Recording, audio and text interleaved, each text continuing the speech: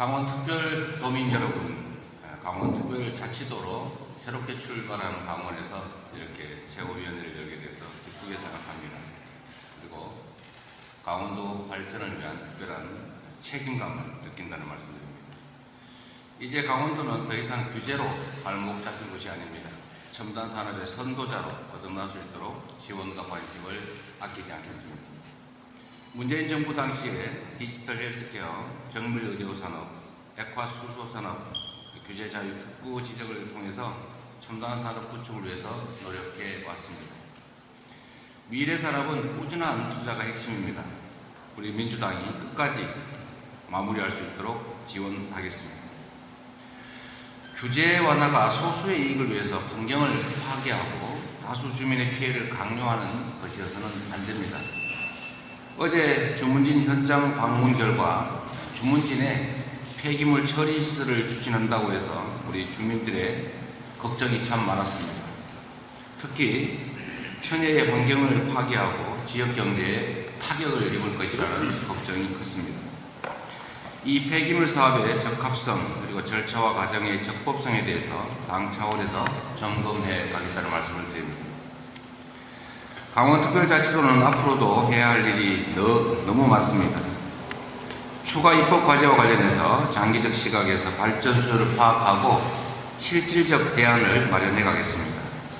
올 9월에 세계 산림 엑스포, 내년에 동계 청소년 올림픽도 국회가 충분히 지원을 해서 강원 발전의 디딤돌이 될 수 있게 하겠습니다. 부채 폭탄이 민생 경제를 덮쳐오는데도 정부 여당은 묵묵부답입니다.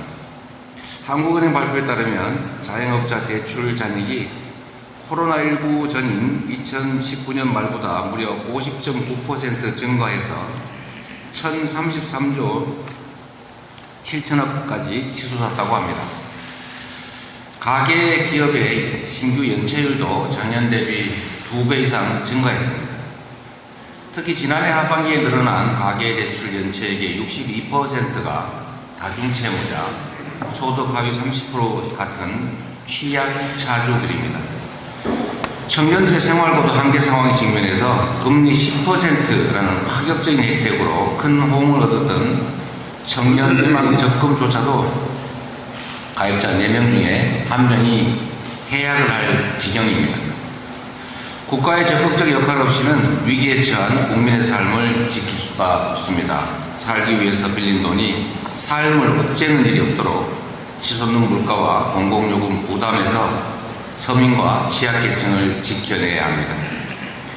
벼랑 끝에 삶이 내몰린 국민은 더 이상 기다릴 여유가 없습니다. 정부 여당이 나서지 않는다면 야사당 협의를 통해서 추경을 추진하겠습니다. 국가 대신 국민이 빚을 지는 이 불합리한 상황을 더 이상 방치해서는 안 됩니다. 입시제도 관련해서 참으로 혼란이 많습니다. 입시제도 변경은 3년 후 시행하는 원칙처럼 주요 교육정책을 바꿀 때는 대비할 수 있는 충분한 시간을 주어야 합니다. 그런데 정부는 5개월밖에 남지 않은 수능을 혼란으로 밀어놓고 있습니다. 그런데 교육 현장을 이렇게 깜깜이로 만드는 것도 모자라서 이번에는 핵심 교육 정책마저 뒤흔들어서 교육 현장의 혼란을 가중시키고 있습니다. 정부가 지난 21일에 공교육 경쟁력 제고 방안이라면서 난데없이 일제고사 부활 그리고 자사고 외고 존치를 들고 나왔습니다. 이는 MB정부 때 대표적 실패 사례로 꼽히는 고교 다양화 정책과 학업 성취도 평가 전수와 소위 일제고사를 이름만 바꾼 것입니다. 고교 서열화를 부추기고 경쟁 압력을 높여서 초등학교부터 학생들을 사교육 현장으로 내몰게 될 것이다 라는 우려가 다시 시작되고 있습니다. 그리고 한편으로 설익은 졸속행정 그리고 엇박자 정책을 가리려고 탄압 정치를 하는 이 악습이 다시 시작되고 있습니다. 악화된 여론을 잠재우려고 적을 만들고 칼을 휘두르는 윤석열 정부식 위협 정치가 판을 칠수록 국민의 불안과 불신은 더 커진다는 점 명심하기 바랍니다. 지금 정부가 해야 할 일은 교육 현장의 혼란과 불안을 하루빨리 수습하는 것입니다.